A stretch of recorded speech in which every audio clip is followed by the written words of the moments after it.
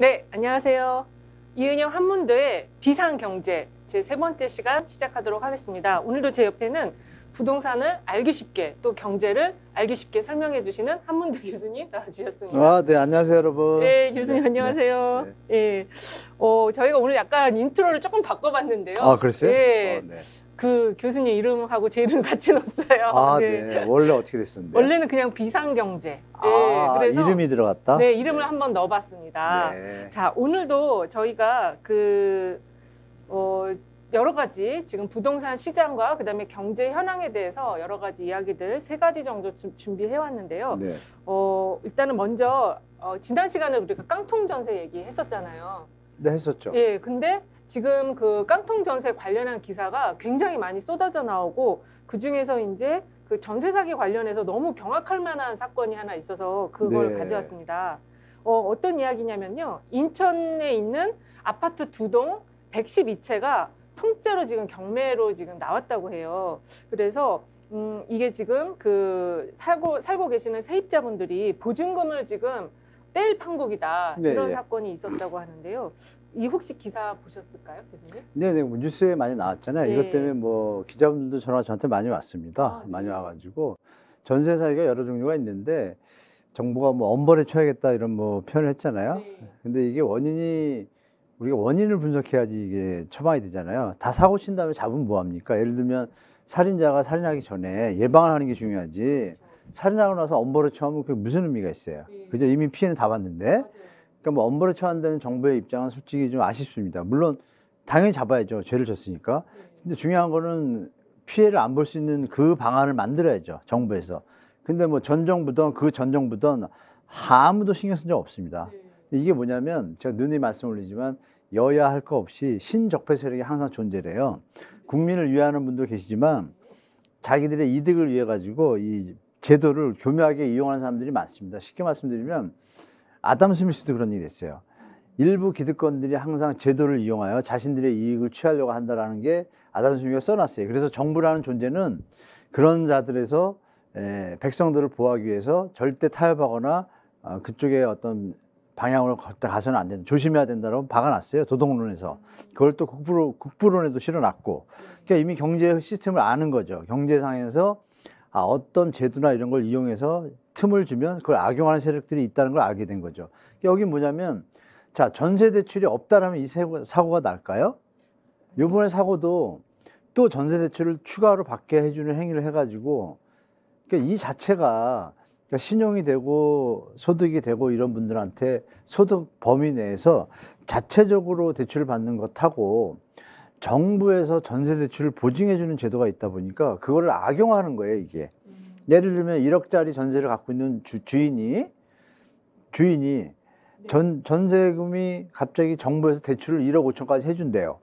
그러면 벌써 딱 나오잖아요. 집이 100개 있어도 다 1억 5천을 올리면 어떻게 돼요? 네. 1억만 갖고 있던 수요자가 살 수가 없잖아요. 그렇죠. 그럼 다운사이징이라 해서 다른 데로 갈 거 아니에요. 그거보다 안 좋은 데로. 그거보다 낮은 데로 가면 이 값은 어떻게 돼요? 손님이 없으면 내려오겠죠. 네. 근데 그걸 정부에서 1억 5천을 대출해 주는 거예요. 근데 그 1억 5천의 그 약간의 그 마약 같고 악마 같은 그 손길이 뭐냐면 도와주는 것 같지만 네. 1억 5천의 이자를 저리로 주는 거예요. 저리로 주면은 부담이 덜하지만 결론은 뭐예요? 그만큼 이자가 나가게 되잖아요. 그렇죠. 세입자만 손에 근데 계속 소유자만 손을 어깨만 전세 대출을 거죠. 늘려줘봤자 계속 이자만 늘어난 거지. 그렇죠. 만약에 제가 말씀드리지만 전세 대출이 없다고 가정하면 사기를 칠 수가 없어요. 네. 그렇지 않나요? 네. 지금 대출로 요번에도 지금 보면 지금 금액이 이제 올라가니까 전세 대출을 자기들이 나서 가지고 연결해 줘 가지고 네. 받아라. 부담 네. 그러니까 세입자 입장에서 또 이사 가는 비용 있잖아요. 그렇죠. 암만 적어도 50에서 150, 200 들 거예요. 큰 데는 이제 젊은 분들은 뭐 20평이면 80만 100만 들 거란 말입니다. 그럼 금리 이자 10만 원씩면 1년치잖아요. 그러니까 네. 됐다 1년치 더 고생하지 않고 그냥 대출 받아버리는 거야. 그러면 이게 이제 그 사이에 대출 받는 사이에 또 근저당을 설정하거나 이러면 네. 그 우선순위라는 게 있잖아요. 시청자분도 그렇죠. 아시겠지만 네. 그럼 거기서 이제 이런 일이 벌어지는 거예요. 왜? 전체의 가치가 1억밖에 안 되는데 대출은 9천이고 근저당은 3천이면 넘어가네요. 집값을. 그러면 이제 물론 저건 있어요. 그 소액 변제 보증 제도라고 해서 네. 지금 서울 같은 경우에는 서울 경기가 4,300인가 그럴 거예요. 5천 정도. 그 정도는 받지만 지금 사건을 보니까 1억이 다 넘으시거든요. 네. 그럼 변제를 못 받으면 어떻게 돼요?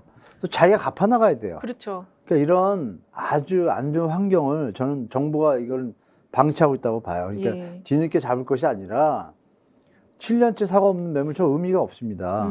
7년째 사고 없다가 오늘 그러니까 살인하는 사람이 뭐 7년 내내 매일 살인하나요? 아니잖아요. 네. 7년 동안 준비하다 어느 날 사고 칠 수 있잖아요. 그렇죠. 그러니까 저런 얘기는 공인중개사 할 소리가 아니죠. 네. 공인중개사라면 자기가 봐도 적정 가치를 넘어서는 환경이다. 이거는 정부가 제어를 해줬으면 좋겠다. 이렇게 얘기를 해야죠. 그렇습니다. 그렇다면 네. 룰이 나올 수가 있죠. 1억짜리가 시세면은 그 시세 이하로만 대출되게 하는 거예요. 그것도 몇 프로 이내만. 네. 그럼 과도하게 불려지는 그런 형태의 이런 사고들은 미연에 방지할 수가 있습니다. 그리고 허그라 그러죠. 네네. 허그가 대출을 보증을 쓰는데 보증을 안 쓰면 어떻게 될까요?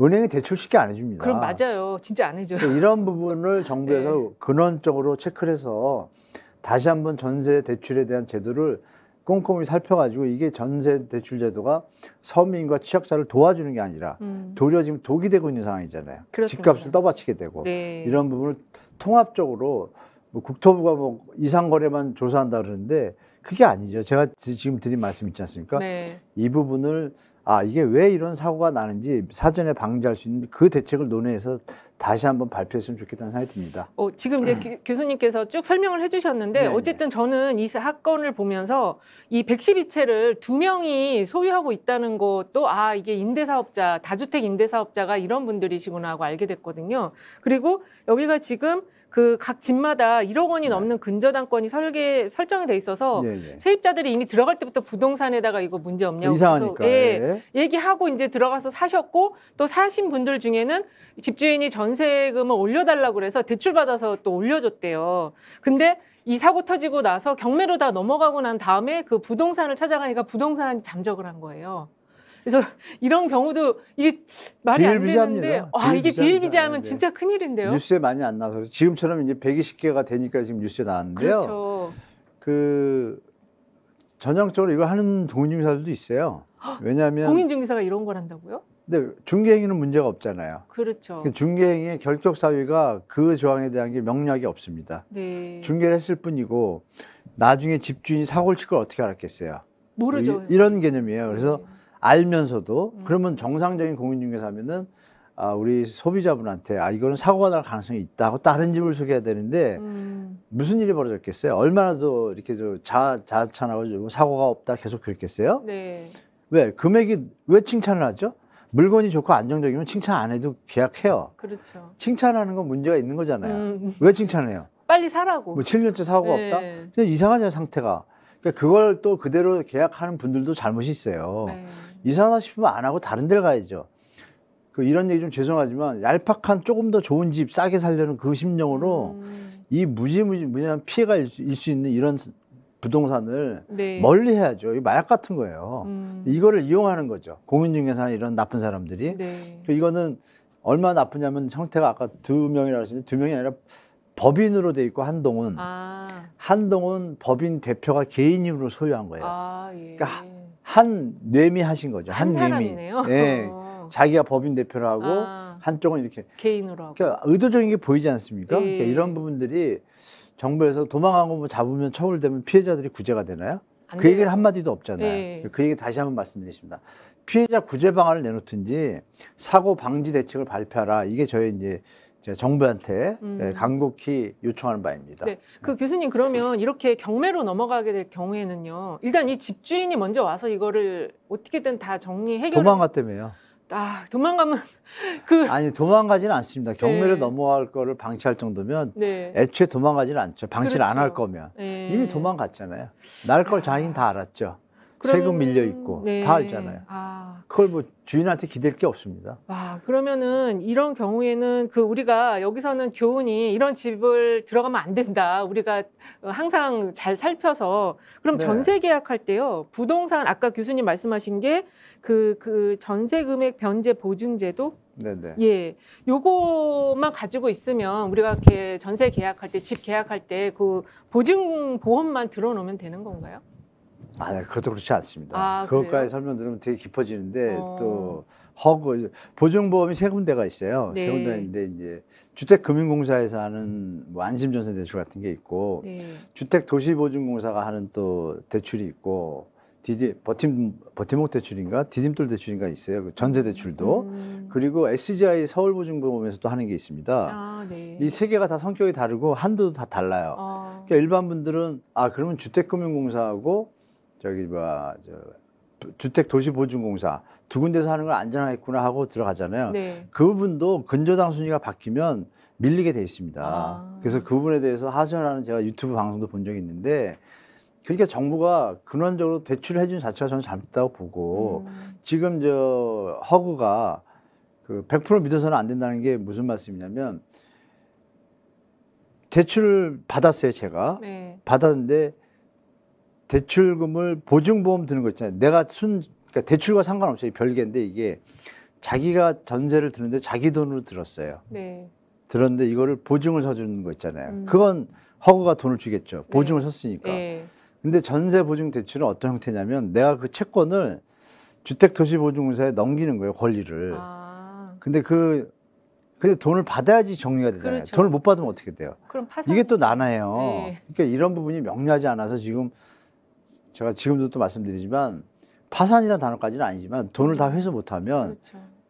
조금 안 좋은 일이 벌어집니다. 그래서 그 부분이 제가 그 법 조항까지 다 들어가면서 하면 이게 시간이 길어지니까 하는데 그러니까 100% 믿으시면 안 된다는 것부터 말씀드리고 네. 일단 자기 돈으로 순수하게 대출을 받을 때 그 보증을 갖다가 주택금융공사에서 보증보험 파는 네. 보험은 보험이잖아요. 그거는 안전해요. 근데 대출을 이용해서 보험을 들었을 때는 어떤 경우는 구제가 되고 어떤 경우는 구제가 안 되고 다 달라요. 근데 그거를 투명하게 이 대출을 이용한 분들한테 공지를 못 해요. 네. 이만하게 써 있어가지고 알지도 못하고 맞아요. 뭐 예를 들면 이런 거죠. 다 대출했는데 근저당이 앞에가 있어서 만약 채권 회수가 안 될 때는 그분에 대해서는 뭐 책임을 진다면 이런 묘한 문구들이 있을 수가 있잖아요.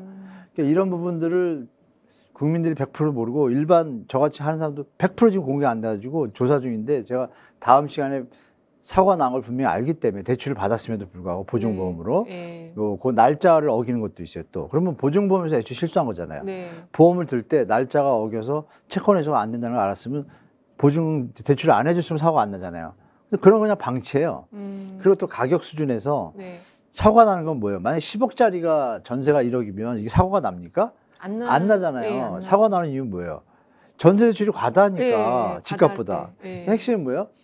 공시 가격의 150%를 대출 금액으로 정해놓은 거예요. 그러면 아시는 바와 같이 공시 가격이 70% 수준이니까 그러면 이게 거의 그거에 150%면 200... 시세보다 훨씬 높잖아요. 네, 훨씬 높네요. 시세 높는 걸 대출해주겠다는 조항을 만들어 놓고 네.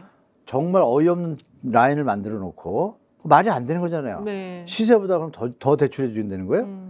이거 일본에서 나라 망하는 그 대출 제도랑 똑같은 거예요. 그러니까 애초부터 이런 걸 고쳐야죠. 공시 가격이 시세 70%니까. 네. 그러면 공시 가격의 50%만 전세 대출을 해준다고 그렇죠. 가정할게요. 그렇죠. 그럼 사고 날 확률이 완전히 줄잖아요. 네. 그렇죠? 네. 그러니까 이런 제가 초도에 말씀드린 것처럼 네. 근원적인 문제부터 다시 해라. 정부가 지금 국민을 가지고 지금 이자 장사하는 은행을 도와주고 있는 꼴이거든요, 이게. 그래서 은행은 또 대출을 해주면은 또 자유로운 게 뭐냐. 보증보험에서 드니까 네. 문제가 터지면 여기서 받아요. 싸우는 건 뭐예요? 세입자하고 보증공사예요. 이게 아이러니하게 된 거예요. 이 자체가 큰 문제다 저는 말씀드리겠습니다. 그래서 최근에 그 예대마진 폭이 엄청 그 이익이 커가지고 은행들이 지금 성과급 잔치한다라는 기사가 있었어요. 네네. 근데 어쨌든 그러면 저희가 이런 사고를 당하지 않으려면 일단은 그 이제 전세 계약 하시려는 분들이 등기부 등본을 반드시 꼭 띄워보시잖아요. 계약하기 전에. 그런 건 의미가 없습니다. 그 의미 없나요? 조금 막아볼 수 있는 거는 지금 소장님 말씀 무슨 뜻인지 아는데. 네. 등기부 등본을 떼어서 일단 깨끗한 경우가 많아요. 네. 근데 사기를 치려면 이거 막을 수가 없는 게 네. 등기부 등본을 해가지고 제가 전세대출 신청했어요. 네. 하고 나면 하루 이틀 뒤에 나오잖아요. 그렇죠, 그렇죠. 고사에 그날 만약에 근저당을 설정을 했어요. 그러면 안 그러면 보이죠. 이게 전세 제도는 뭐냐면 하고 나서 이길 접수하고 다음 날 발생을 해요. 효력이. 여기서 문제가 또 있잖아요. 그렇죠. 접수한 즉시 발행 그 법만 고치는데 안 고치잖아요. 그러니까 이게 기본적으로 일단 예방을 최대한 사고를 줄일 수 있는 방법은 뭐냐면 100원짜리 시세가 있어요. 시세가 있는데 그것도 가짜로 또 만들어놔 이 사람들이 옆에다가 하나를 2억으로 판 것처럼. 예. 이거 2억에 팔렸던 물건이요. 그러니까 이런 제도를 그러니까 지금 다세대 다주택은 저 표준 가격이 없잖아요. 시세가 네, 지금 네. 왔다 갔다 하잖아요. 그렇죠. 예. 그거를 정부가 가이드를 잡든지 애초 제가 말씀드린 것은 대출을 안 해야 되는 거예요, 이거. 그러면 그 주택 가격이 수요자들이 부담할 수 있는 선에서 형성되는 거를 네. 대출을 해줌으로써 지금 가격은 올라가고 사고는 터지고 이런 정책을 왜 하는 거죠? 그러니까요. 명분은 그거예요. 서민 도와준다. 네. 서민 도와주는 거 아닙니다. 이거 대출이 왜 일어나죠? 대출이라는 의미는 대출을 받아가지고 그걸로 자기가 사업을 한다든지 더 좋은 일을 벌이기 위해서 하는 게 그렇죠. 원래 일본의 목적이고. 그렇죠. 투자성이죠, 처음에는. 네네. 더 수익을 낼 수 있을 때 그렇죠. 받아서 좋은 사업을 하거나 새로운 아이디어를 받 이게 기본 대출이고. 네. 두 번째가 어려울 때, 급할 때 빌려서 그거를 위기를 극복할 수 있는 기반을 만들어주는 거잖아요. 네. 근데 이건 그게 아니에요. 그냥 멀쩡히 있는 거를 대출을 얹어가지고 집값을 올려가지고 이자 부담을 늘리고 이런 나쁜 대출 제도를 왜 정부가 이거 유지하는지 저는 정말 의문입니다. 그렇습니다. 다시 한번 또 그러니까 이 막을 수 있는 방법은 그거예요. 정부밖에 없어요. 제가 말씀드린 거. 일반 지금 우리 소장님하고 저하고 뭐 이런 방법 이런 거 다 말씀. 그러니까 기본적인 방법은 제가 말씀드릴 수 있어요. 그러니까 시청자분들이 아시게 뭐냐 근원적으로 막을 수 없다. 네. 없는데 그나마 덜 피해를 볼 수 있는 건 시세가 100원인데 전세 가격이 70원이다. 그러면 정말 다 확인해야 됩니다. 그 사람한테 근데 이게 불가능한 게 그러니까요. 그 사람이 세금이 밀린 것까지 조사하려면 그 일일이 누가 어렵죠. 하겠어요. 네. 자기 세금도 확인하기 힘든데 네. 요즘 그것까지 확인하면 되고 전세 대출 받을 때 공인중개사가 좀 막 이렇게 좀 이거 좋아요 막 이러는 거는 좀 이상한 거예요. 네, 그건 좀 이상한 거죠. 그냥 이거 괜찮은 집인데 보시고 결정하세요. 이게 정확한 말이에요, 그죠? 보시고 결정하세요 시세랑. 네. 근데 공인중개사들도 조심하셔야 돼요. 공인중개사들이 펌핑하거나 어떤 한 동짜리 물건, 한 동짜리 빌라가 있는데 들어가 보니까 신축이에요. 네. 근데 옆에는 비어 있고 그런데 그거를 자꾸 추천한다 그러면 네. 기존 주택을 보여주세요 그러세요. 기존 주택.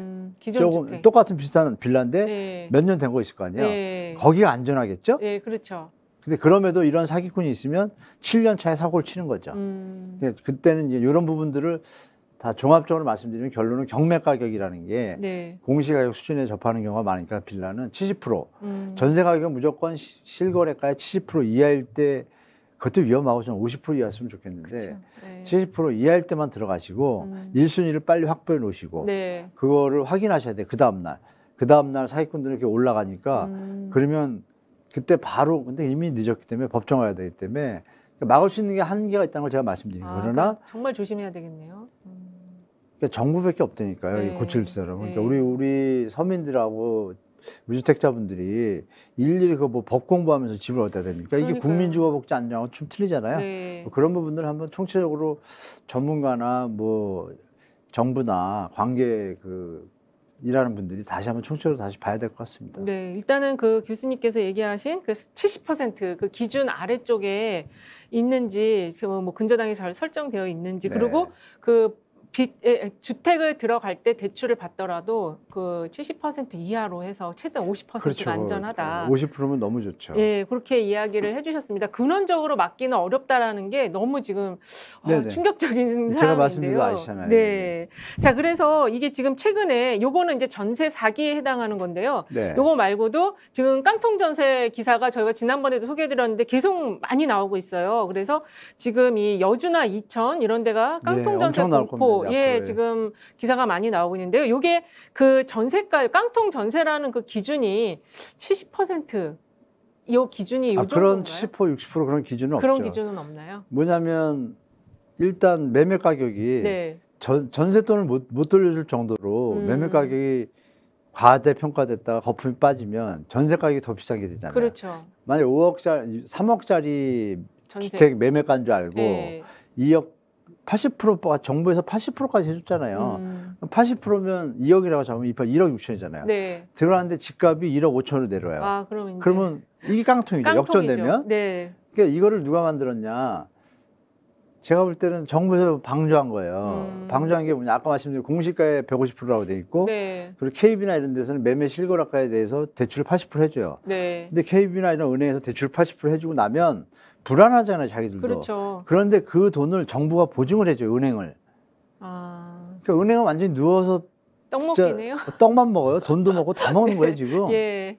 그러니까 이걸 방조하는 게 누구예요? 정부잖아요. 이거는 뭐 이전 정부, 전 정부 다 할 거 똑같아요. 네. 이거는 거대한 카르텔 모피아들이 제가 볼 때는 시스템을 조금 서민을 도와주는 척하면서 이거 악용하고 있다고 저는 판단해요. 그래서 제가 볼 때 이거 공청회를 열어서 정말 전세 대출이 국민을 위한 건 대출인지 아니면 국민을 구렁텅이로 몰아드는 암덩어리인지를 다시 한번 공론화했으면 좋겠어요. 제가 그걸 공론화하려고 지금 한 달 전부터 누누이 말씀드리는데 우리 네. 스픽스 시청자분들한테 말씀드릴게요.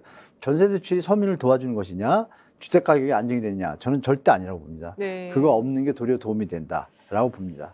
근데 지금 집값이 너무 올라서 이제 세입해서 살고 있는데 집주인이 올려달라면 또 대출 받아서 여기 그런 분이 대출을 있었잖아요. 해주니까 이번 정부 정책을 보세요. 이번에 또 문재인 때도 잠깐 전세 가격이 올라가면 네. 전세 가격이 올라가면 놔두면 어떻게 돼요? 언젠간 균형이 되잖아요. 그렇죠. 근데 그거를 전세 가격이 1억이 올라갔다고 만약에 작전 세력이 예를 들어서 한 동네 지역을 1억을 올려요. 전세 다 같이 매물을. 네. 그러면 전세 가격이 올라서 전세난이라는 기사가 나와요. 기사가 나오면 정부는 도와주는 척하면서 전세 대출 1억을 확대를 해요. 그러면 그걸 기다렸다는 듯이 나머지 집들이 다 1억씩 올려요. 그렇죠. 그러면 집값 1억 올라가고 네. 전세 대출 1억 대출이 되니까 어쩔 수 없이 받아야 되는 거예요. 환경이. 이런 양태가 계속 이어진다 이거죠. 그래서 제가 이거는 진짜 국가적으로 이거 만국병이다. 이거 바꿔야 된다는 말씀. 하려면 이런 거죠. 취약계층, 아까 말씀드린 어려워져가지고 일시적으로 파산을 했어. 도와줘야 되잖아요. 네. 그런 건 정부에서 지원. 왜? 이거 나라 돈이고 국민 돈이잖아요. 그렇죠. 세금. 네. 그런 데 써야죠. 그리고 또 청년들이 직장을 얻으려고 직장을 갔는데 처음에 목돈이 뭐가 있어요. 그죠? 월급을 받아야 되니까. 네. 근데 미래 소득이 보이니까 그러면 갚을 수가 있잖아요. 그럼 그런 청년들한테 장기적이라 한 5년 저리로 자리 잡을 때까지 네. 그 뭐 오피스텔이나 완룸을 얻을 수 있는 그런 비용을 대출해 준다든지 거기까지만 해야죠. 이건 그렇습니다. 뜬금없이 갑자기 5억, 6억 뭐 이게 요번에 전 신혼부부 대출을 2억에서 4억으로 확대했잖아요. 네. 많이 올렸죠. 집값 2억 떠받친다는 얘기입니다. 제가 볼 때. 만약에 2억인데 그분들이 수요가 찾아다녔어요. 그러면 2억 대출이 되는 한두 대만 찾아다니겠죠. 4억이 되면 뭘 찾아다니겠어요? 좀 비싼데. 5억짜리 찾아겠죠. 네. 1억 있으면. 네. 그러면 그 전에 3억, 4억이던 집들은 어떻게 하겠어요? 같이 따라가겠죠. 같이 올라가죠. 네. 그러니까 이 아주 기본적인 원리를 다 압니다. 금융권에 일하는 사람도 다 알고, 정부에서 일한다는 사람도 알고, 금융공사 친구들 다 알고, 다 알아요. 이제 그만 좀 국민들 하층 계주가 좀 무너지기 직전이잖아요. 이런 경제 어떤 흐름을, 그러니까 나라는 망해도 자기들은 살겠다? 뭐 이런 안 좋은 마인드를 가진 적폐 세력들이 각 곳곳에 있는 것 같아요. 주택금융공사든 아니고서야 왜 대출 자꾸 확대하죠? 네. 제 지론입니다. 대출을 확대 안 할수록 국민들이 더 대출을 받으면 이자가 나가는 돈을 대신 집값도 안정이고 전세 가격도 안정되지만 네. 그 돈을 어디다 쓰겠습니까? 모으든지 비스켓이나 떡볶이라도 사 먹을 거 아닙니까? 네. 그럼 그게 내수 활동이 이어지잖아요. 여러분 통화승수라고 들어보셨잖아요. 그 대출 이자만큼 뭐 지금 이자가 1조 뭐 막 이런 얘기들 나오는데 그 1조가 돌면 통화승수 한 12만 곱해도 12조 원이 움직이잖아요, 시장에서. 네. 얼마나 활동력이 생기겠어요.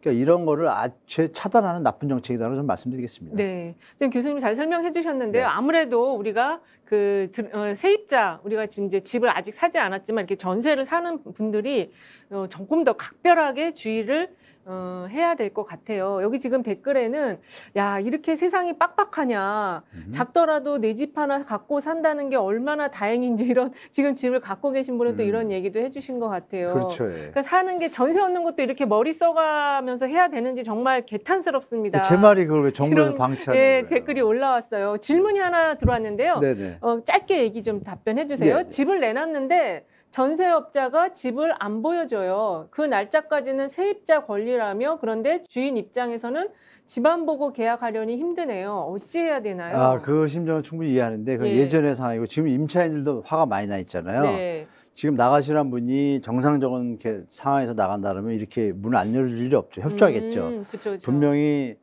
조금 집주인하고 안 좋네. 주인분의 어떤 요구와 아, 세입자분의 예. 요구가 미스매치가 났을 네, 거고 예. 그러면 당연히 세입자 입장에서는 자기 권한을 다 누리고 그렇죠. 가야겠죠. 예. 그러면 생각해 보세요. 지금 집주인들이 다 돈이 없어요. 지금 이 얘기를 이분도 이제 고민스러운 상황인데 우리가 예. 습관화된 거예요. 왜? 전세 날짜가 맞춰서 나가라 그러면 돈을 줘야죠. 그렇죠. 예. 돈을 안 주고 왜 나가라 그러죠? 음. 돈을 주면서 나가라 그래야지 안정적인데 다음 세입자가 와서 그 돈을 맞춰주는 거야. 말씀드린 대로 대출이 올리면 대출 올린 만큼 가격 올려서 주인이 내놓을 거 아니에요. 네. 지금 그런 거 양상 비슷한 거예요, 이게. 수요자들이 대출을 가지면, 그러니까 거기 지역을 오고 싶어 하는 거기 공장이 하나 있으면 부득이하게 거기서 집을 얻어야 되는 사람은 공인중개사들이나 집주인들이 담합 아닌 담합이죠. 네. 이심전심으로 네. 아, 대출이 3억 되니까 한 1억씩 더 받자. 다 1억 오르는 거예요. 그렇죠. 예. 그러니까 세입자 화가 나는 거죠. 음. 그러면 저 돈 줘라. 그럼 나갈게. 집 안 보여준다. 그러니까 이 일이 벌어진 거는 정부의 전세 대출 확대가 일단 기본의 문제고. 네. 두 번째는 보세요. 자기가 이분 얘기는 아니지만 이분은 능력이 있을 수도 있어요. 능력이 네. 있으면 돈 주고 내보내면 되잖아요. 그렇죠. 중요한 것은 날짜가 지난 다음에 집을 보여주는 게 정상이죠. 네. 맞잖아요. 그렇죠. 외국은 다 빈집을 보여줍니다. 아, 그렇군요. 우리나라가 이게 아주 잘못된 망국병이에요. 남의 네. 집을 살고 있는데 왜 들어와요? 아, 주거 침입죄지. 그러네요. 이거 이제 만약에 세입자분들이 뭉쳐가지고 네. 이거 하면 집값 또 내려와요. 왜? 아. 주거 침입죄로 집 다 안 보여주면 어떻게 돼요? 자기도 힘들어요. 그렇죠. 나가야 되는데 안 네, 나가니까. 네. 그러니까 이런 부분에 엉켜 있는 게 우리나라의 전세제도고 전세제도를 악용하는 세력들이 있고 전세제도로 인해서 국민들이 이득을 보는 거는 일시적이었던 거예요. 아주 일시적이고 지금처럼 어려울 땐 너무 힘든 거죠. 네. 그러니까 이런 부분들이 총체적으로 다시 한번 전 국민이 보는 앞에서 공청회 한번 열어서 네. 답을 내야죠. 아, 이게 네. 국민한테 도움이 된다, 안 된다. 그러니까 이분 고민이 이해되지만 네. 그래서 나온 게 뭐예요? 역전세 대출 보증을 또 은행에서 해줘요. 대출 보증금을 대출 받아서 먼저 빨리 해서 내주고 그 다음에 집을 보여주면 되잖아요. 그렇죠. 예, 예. 그러니까 세입자의 권리를 뭐라 그러면 안 돼요. 아, 그건 맞잖아요. 이분 입장에서는 네. 그동안 해왔기 때문에 당연한 거지만 세입자 입장을 생각해 보세요. 우리 소유주 여러분. 네. 갑자기 3억인데 2억을 더 올려달래. 그거 사람 미칩니다. 그렇죠. 아니 2년 만에 2억을 모을 사람이 어디 있어요. 없죠. 연봉이 1억짜리도 못 모아요. 그거. 네. 그걸 알면서도 그거 신경 안 쓰고 세입자와 공존의 관계인데 그거 신경 안 쓰잖아요. 그냥 오로지 그냥 자본주의 논리에 빠져서 남들 5억 받으니까 나도 5억 받을게요. 정당한 거라고 하는 착각에 빠진 거예요. 지금. 네. 그럼 집값이 올라갈 땐 그런데 내려가면 어떻게 돼요? 돈을 못 내줄 때는 어떻게 해요?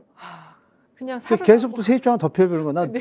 세입자가 안 맞춰져서 그러니까 주인들이 지금 의식을 바꿔야 됩니다. 네. 이게 같이 살아가는 사회고 내가 하는 행위가 세입자한테 피해가 많이 간다고 판단되면 공정한 행위는 아닌 거잖아요. 그렇죠. 그럼 세입자가 하는 행위가 지금 주인분한테 피해가 많이 가나요? 네. 아니죠. 네. 제 값에 놓을 거면 그냥 그분이 사시면 되는 거고 그렇죠. 그렇죠. 5% 올리면 그분이 분명히 받을 거고 네. 더 받으려고 하니까 이런 일이 벌어진다고 저는 그렇죠. 봐요. 솔직히. 네. 5%면은 살 수 있어요.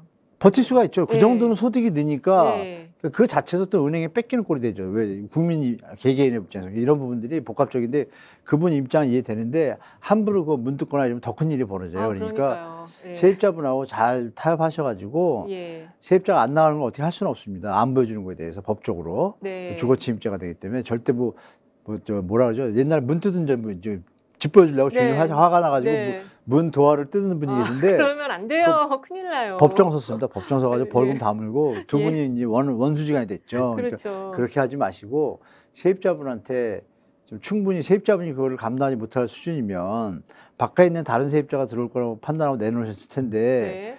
그럼 돈을 다 정리하고 그날에 하는 마인드로 바뀌셔야지 그렇죠. 괜히 머리만 아프십니다. 이거 100%. 그렇습니다. 왜냐하면 그 세입자분이 협조를 안 하면 이거는 어쩔 수 없는 거예요. 네. 그러니까 이게 지금 저희가요 그 집을 보러 다니는데 네. 살고 있는 집을 들어가서 보는 걸 아주 당연한 걸로 지금 생각했는데 그게 제 얘기가 잘못된 맞지 거였네요. 않나요? 네, 맞는 것 같아요. 저도 최근에 그 뭐 좀 집을 좀 보려고 갔었는데 살고 계시는 거를 그분이 또 직장인이어서 안 네, 계실 시간 때 맞추고. 네, 시간도 안 맞으니까 저희가 그렇지, 그냥 그렇지. 들어갔어요. 근데 아유 그거 좀 잘못된 것 같네요. 완전 잘못된 네. 거죠. 거기 만약에 물건이 없으면 누가 책임질 건데요? 그렇죠. 그거 진짜 누가 그러니까 이게 책임져야 돼요. 법적으로 이건 불가능한 상황을 만드는 전세제도 자체의 어떤 순기능은 분명히 있어요. 그렇습니다. 그거는 순기능이라는 거는 전세 돈을 가지고 있는 사람, 대출 안 받고 네. 자기 돈을 가지고 이걸 가지고 온전하게 전세를 들였을 때는 순기능이 발생을 하죠. 왜냐하면 이자 비용에 대한 부담, 정신적 스트레스가 없고 네. 가는데 중요한 건 이사에 대한 부담도 있잖아요. 그렇죠. 그러니까 이런 순기능도 있지만 지금 상황의 어떤 제도들의 변질된 내용은 순기능보다 부정적인 기능이 너무 많은 거예요, 지금은. 그러니까 이건 다시 한번 손볼 때가 됐어요. 그러니까 네. 전세제도를 손보는 게 아니라 전세대주와 관련된 벌어지는 생활 속에서 벌어지는 이런 일들, 네. 이것들을 분쟁을 방지할 수 있는 가이드를 만들어줘야죠. 방치해놓고 이거 변호사 돈 버는 일만 도와주는 거잖아요. 그렇습니다. 정부나 정책이 예. 이러면 안 되죠. 이건 예. 뭐 참 여야 할 거 없이 정말 그러시면 안 됩니다. 그렇습니다. 네. 지금 오늘 댓글에 많이 배운다 이런 글들도 올라와 있고요. 네. 이게 그 능력대로 삽시다 이런 글들도 지금 올라왔어요. 네네. 예, 옛날에는 보여주고 계약했는데 이게 주거침입죄라니 깜짝 놀랄 당연한 거 일입니다. 아닌가요? 안 보여주면 네. 주거침입죄죠. 그렇습니다. 그리고 이제 지금 깡통 전세 기사가 많이 나오는데 이 깡통이란 말을 요새 젊은 분들이 이게 도대체 무슨 말일까 생각하실 수 있는데 이게 옛날에 이제 거지가 되는 거를 깡통 찬다 이런 얘기를 했었잖아요. 깡통거리. 요새 젊은 분들은 이게 무슨 말일까 하실 수도 있는데요. 어쨌든 그 거지들이 옛날 앞에 깡통 앞에 놓고 맞아요. 예, 그래서 깡통 전세라는 말을 하는 거예요. 자, 저희가 지금 이 전세 사기 주의보 그래서 계약할 때부터 조심하시고 너무 대출을 많이 받아서 계약을 하시다 보면 집주인 나쁜 집주인만 좋은 일 시키는 꼴이 될 수 있으니까 항상 조심하시길 중요한 바라면서. 건 좋은 임대인도 많다는 사실 많죠. 확실합니다. 좋은 임대인도 많습니다. 그 물고기 맑은 어항에 미꾸라지 네. 한 마리가 어항이 아니죠. 개천에 미꾸라지 한 마리가 흙탕물을 만들듯이 네, 돈에 이제 눈먼 임대인이 간혹 계세요. 그분들이 네. 시장을 흐트리는 거예요. 그렇습니다. 그러니까 그분들이 그런 짓을 못하는 거를 정부에서 가이드를 만들어 줘야죠, 그렇죠? 예, 그렇습니다. 그러면 해결될 것 같습니다. 예, 네. 그래서 지금 좋은 집주인 분들을 위해서 우리는 또 그분들이 잘 해주실 거라고 믿고요. 네. 지금 댓글 하나가 네. 저희 조카가 저녁에 집 보고 계약을 했는데 와우. 낮에 가서 보니까 완전 하자투성이었다. 아이고. 조심하시라고. 맞아요, 이게 집 그럼 볼 그게 때도. 24시간이 안 됐으면 해약하시면 되죠. 아, 그렇군요. 어느 집을 계약을 하셨는데 그런 분 많아요, 진짜. 맞아요. 바쁘셔가지고 밤에 가서 저녁 때 보거든요. 가가지고 또 예. 대충 왜 미안하니까 또 빨리 대충 보고 나와야 돼요. 나오죠. 예, 예. 자세히 보면 무슨 도둑놈 취급을 하니까. 맞아요. 그래서 계약하는데 가보면 뭐 여기 뜯어져 있고 막 이러면 맞아요. 고쳐달라고 그럴 수도 없고 이렇잖아요. 그러면 네. 24시간 이내는 무조건 해약이 되니까 네. 공인중개사한테 딱 통보하세요, 문자로. 이거 집 보자마자 낮에 이거 문제 많다. 왜 네. 어제는 이런 걸 하자를 미리 얘기 안 했냐. 딱 찍으면 해약해 주세요. 일단 다시 보고 다시 계약하겠습니다. 이러면 딱 정리됩니다. 네. 네. 일단은 무조건 낮에 가서 보시는 게 좋을 것 같아요. 불 켜고 보셔야 돼요. 낮에 가셔도. 네, 불을 네, 반드시 불 켜고 보십시오. 자, 다음 두 번째 주제로 넘어가도록 하겠습니다. 지금 그 국회에서 지금 이제 상임위가 열려 있는데요. 네. 며칠 전에 그 국회의원과 LX 거짓말 대결이 펼쳐진 게 기사가 났었어요. 예. 그래서 그걸 가지고 좀 이야기를 해보려고 하는데요. 교수님이 LX 한국국토정보공사 그리고 이제 말이 좀 어렵죠. 어렵습니다. 예. 여기는 뭘 하는 곳이고요. 여기와 이제 지금 제2의 박덕흠이다라고 지금 별명이 붙은 조명희 의원과의 그 네. 거짓말 설전이 있었어요. 예. 일단 이 LX가 뭐 어렵게 뭔가요? 생각하실 거 없습니다. 우리 네. 우리 5060 세대들은 아시겠지만 우리 예전에 다 단독이고 이렇게 다가구 때 네. 측량 기사분들이 오셔가지고 측량소에 오셔 막 쟀잖아요. 네. 그분들이 옛날에 지적공사라고 있었어요. 네, 지적공사. 지적공사는 많이 들어보셨을 네, 거예요. 들어봤어요. 그 지적공사 이름을 이걸로 바꾼 거예요. 뭐 오래 안 됐습니다. 얼마 안 됐는데 네. LH 막 이름들이 고 시기 때 다들 이 공사들이 이런 네네. 단어들로 다 바꿨어요. 뭐 네. LH, 두 글자로 다 바꿨네요. 허그 뭐 이런 네. 걸 다 바꾼 거예요. 네, 그래서 짧게 바꿨네요. 그래서 이제 LX 그러니까 무슨 뭐 나이키 운동 같은 느낌이 드는데 네. 그게 아니라 랜드 뭐 이어진 건데 그러니까 한국국토정보공사예요. 그래서 결론은 지적 측량하고 이런 것들 하는 거죠. 그래서 대한민국에 아직 지적 측량이 다 안 됐습니다. 이걸 디지털화하는 작업을 하잖아요. 네. 그러니까 다 인력이 모자르다 보니까 그 전에 이제 민간에서 또 실력 있는 분들이 있잖아요. 그래서 네. 민간 기업도 많아요. 그래서 위탁을 주기도 하고 그러는데 그러니까 이런 거랑 비슷합니다. 여러분 그 우리나라 그 공시 가격을 잴 때 네. 국토교통부 하잖아요. 네. 국토교통부 직원이 거기서 다 하는 거 아니거든요. 아. 한국 감정 평가사들 있잖아요. 네. 한국 감정 평가 협회에 한 2,500분의 감정 평가사 계세요. 네. 그러면 국토교통부 안에는 조금 있어요. 그분이 다 못하잖아요. 그러니까 그쵸. 가이드만 정하고 누군가는 해야 되잖아요. 네. 그렇다고 그 2,500분을 매년 한두 번 정도 조사하는데 1년 내내 나랏돈을 주면서 채용할 수는 없고. 그렇죠. 그렇죠? 네. 그러니까 일부 기본적인 틀을 잡는 거는 공사 직원으로 채용을 하고 일이 많아서 효율성이 떨어지는 것들은 이제 위탁을 해서 효율성을 높이는 거죠. 네. 그래서 민간 기업들이 존재하는 것인데 네. 지금 싸움의 다툼은 뭐냐면 이 그러니까 국토교통부의 일을 얘기 드리면 정확히 아실 거예요. 뭐냐면 예를 들어서 업체가 만약에 10개가 있어요. 네. 위탁 업체가. 그리고 그 검사를 할 공시 가격을 체크하고 조사할 물건이 만약에 1000개가 있다. 네. 그러면 한 업소당 한 100개씩 논하잖아요. 네. 네. 그 100개 일하는 일감? 보수가 네. 일감과 보수가 네. 지금 직원들을 운영하는 정도에 기본적으로 부합하겠죠. 그렇죠. 외적인 것도 있지만 그렇죠. 민간도 있죠. 그럼 이게 네. 기본적으로 역할을 할 거고. 네. 근데 만약에 이 1000개가 100개를 줄면 어떻게 돼요? 그만큼 여기는 경쟁이 막 치열해지고 여기 단가가 내려가고 어떤 기존에 들어오던 그 매출액이 줄잖아요. 네. 그러니까 그럼 고용 감소도 일어날 거 아니에요. 그렇죠. 당연히. 그렇죠. 이게 연쇄적이다 보니까 그걸 적정선을 유지하는데 그래서 노무현 정부 때인가 김현미 정부 때 그 표준지를 3만 개 정도 조사하는데 그거를 막 그전엔 더 했어요. 네. 개수를 늘리면 늘릴수록 건당 가격이 올라가니까 건당 네. 곱하기 개수니까 올라가잖아요. 그래서 한때 그거 갖고 말이 많았습니다. 네. 아, 개수를 줄이지 마라 막 이렇게 감정평가 앞에서 우리 그럼 다 같이 안 뭐 이런 느낌? 이런 네. 느낌처럼 네. 여기도 지적신양을 해야 되는데 할 게 많잖아요. 지금 네, 예를 들면 그렇죠. 지금 3기 신도시를 해요. 그렇죠. 그렇죠. 그러면 지적신양을 누가 다 해서 선을 긋고 다 해야 되잖아요. 네. 표시하고 네. 그때마다 일을 해야 되는데 그거를 공사가 하면 공사 입장도 이해는 돼요. 공사가 하면 나라 돈으로 똑같은 소리를 하니까 돈이 더 안 나가잖아요. 그렇죠. 위탁을 주면 돈이 더 나가죠. 그렇죠. 그러니까 공사 입장에서는 최대한 적정선에서 알뜰하게 공사가 하는 할 수 있는 거예요. 범위 내에서 하는 것이고 네. 나머지는 위탁인데 이것을 제가 말씀드린 대로 원래 하던 위탁업체 입장에서는 그러니까 이 말씀 나눈 이 국회의원이 연결된 그 입장에서는 주니까 자꾸 LX가 그거를 많이 하면 할수록 자기들 일거리가 줄잖아요. 네, 밥그릇이 줄어드니까. 줄죠. 그래서 네.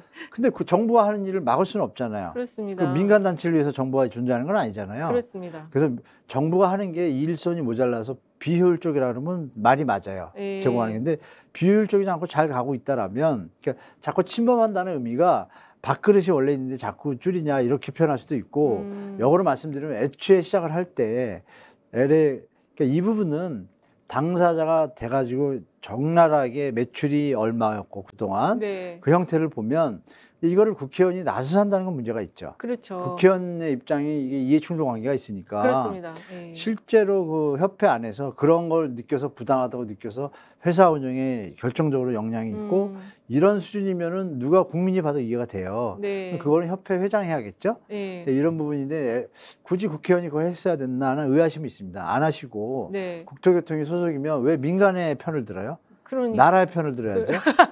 그 자체가 좀 아이러니하죠. 아니 근데 이분이 네. 그 LX가 그 중소기업 다 죽인다. 너희들이 다 일을 하니까 이렇게 주장하면서 중소기업이 그 중소기업의 형태가 보시면 네. 뭘 만들어서 해외 수출하고 돈 벌어들이는 그런 건 업체가 아니죠. 아니잖아요. 그렇죠. 나라 돈 세금 같이 놀아먹는 거잖아요. 그렇죠. 막말로 하면. 그렇죠. 좋은 말로 하면은 부족한 일손을 채워주는 건데 그거를 만약에 아까 제가 아담 스미스 얘기했잖아요. 네. 기득권들은 항상 제도를 이용해 가지고 이익을 국민의 아닌 상관없어요. 네. 이런 개념에서 본다라면 물론 서로 상호 협조하는 부분이 있겠지만 LX가 그걸 무시하고 한다라면 LX도 잘못된 거고 원래 있던 기존의 좋은 관계를 유지하는 거를 무시하고 막 가면 문제가 있는 것이고 근데 LX가 만약 이거를 잡아가지고 위탁을 다른 데 줬다 이러면 큰 문제지만 네. 그걸 LX가 자체가 자체적으로. 했다라 그러면 그거는 탓하기 좀 힘들잖아요, 그죠? 그렇습니다. 그래서 이게 LX는 이 국회의원 조명희 의원의 이 주장이 왜곡됐다 얘기하는데 사실 지금 조명희 의원이 문제가 있어요. 아 그래요? 본인이 네. 지금 그 공간정보 기술을 다루는 GOCNI라는 업체 주식 49만 주를 가지고 있고요. 아 그럼 그건 예, 안 되시겠네요. 대표는 남편 감사하는 아들. 사고 나셨네. 아 사고 그래서 치셨네. 이게 이해충돌이다 해서 이분을 지금 국토에서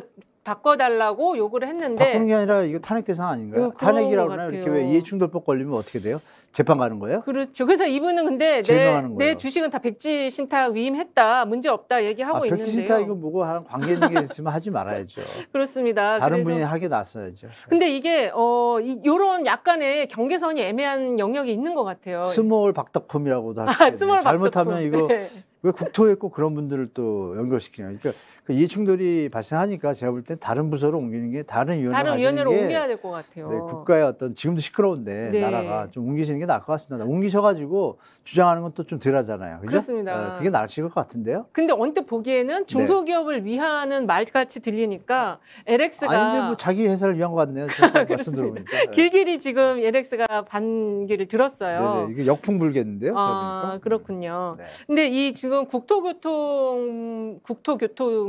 국토교통위가 상당히 좀 이렇게 우리가 잘 모르는 영역의 업무들이 굉장히 많은 것 같아요. 그러니까 이권 개입된 게 엄청 많습니다. 이 네. 얘기 아실 거예요. 정치하시는 분들은. 네. 제일 인기 있는 데가 국토교통입니다. 그렇죠. 위원회 중에 그렇죠, 아시잖아요. 알짜 상임위. 그래. 왜 거기 굳이 갈라 그래요? 네. 그냥 국회의원이 월급 달라지는 거 아니잖아요. 그렇죠. 급여 똑같잖아요. 네. 왜 갈라 그러죠? 뭐가 많은 이런 것 때문이죠. 이런 것 때문에. 네, 이런 것 때문에. 예를 들어서 어느 제도를 혜택을 주면 어떤 일이 벌어져요?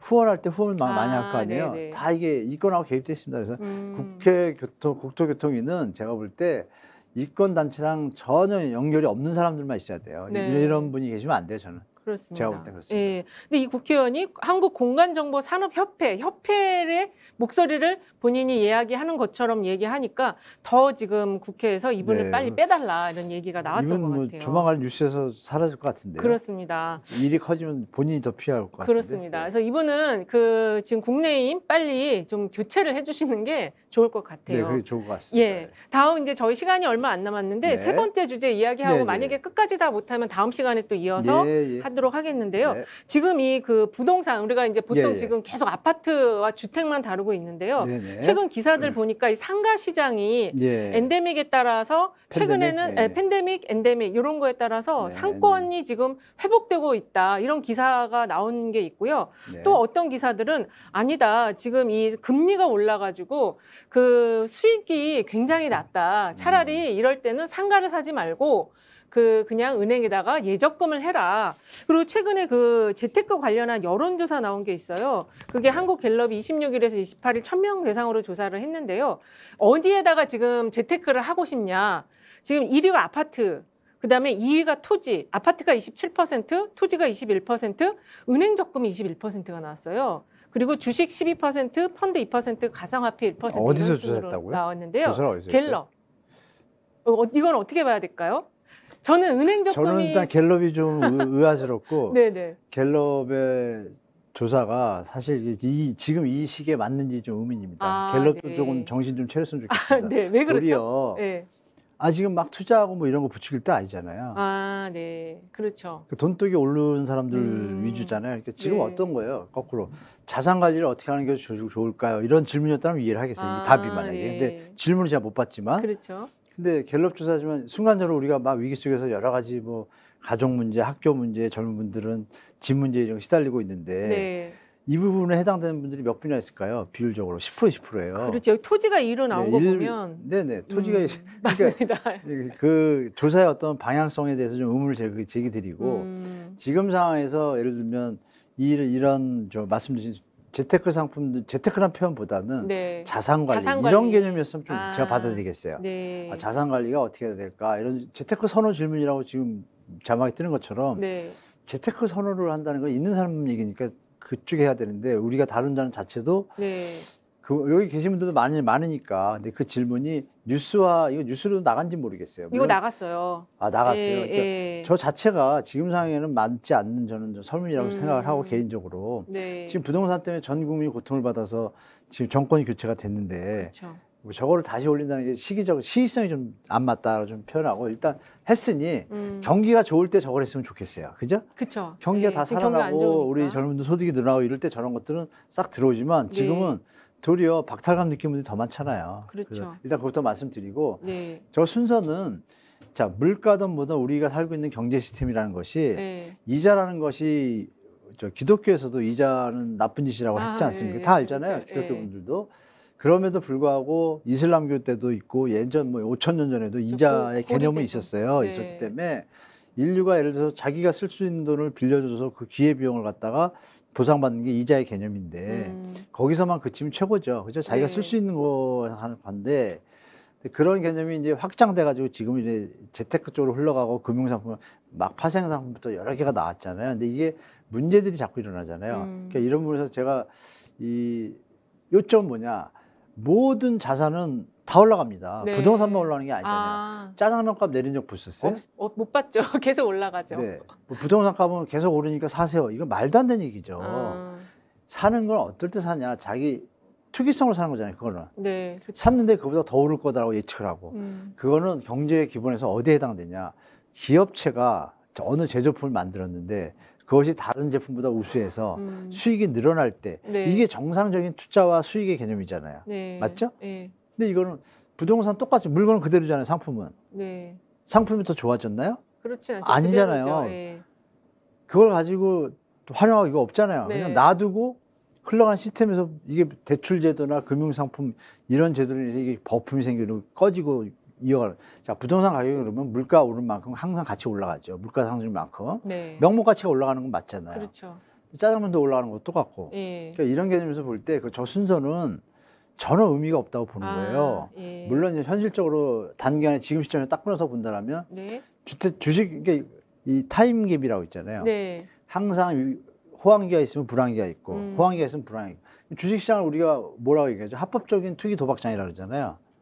그죠? 네. 법으로 만들어서 피해를 최소화해서 법적으로 분쟁이 없는 상태에서 거래가 일어날 수 있게 하는 게 합법적이잖아요. 그래서 이게 다 알잖아요. 네. 법적으로 보호받고 서로 인정된 모든 그 구성원들, 시장 참여자 구성원들이 찬성하고 동의하면 그거는 법적으로 문제가 없게 되는 거예요. 왜? 공유가 됐으니까 합리적으로 이해가 되고. 근데 부동산 시장은 그런 상태는 아니잖아요. 그렇죠. 그런 상태에서 부동산을 1위를 꼽았다는 거는 우리가 지금 인구가 감소하고 네. 저건 잘못된 결과라고 봐요. 지금까지의 결과지 미래의 결과는 틀리다고 봅니다. 네. 자, 앞으로는 인구가 감소하고 제조업의 어떤 수익률이 지금 낮아지게 돼 있어요. 100%.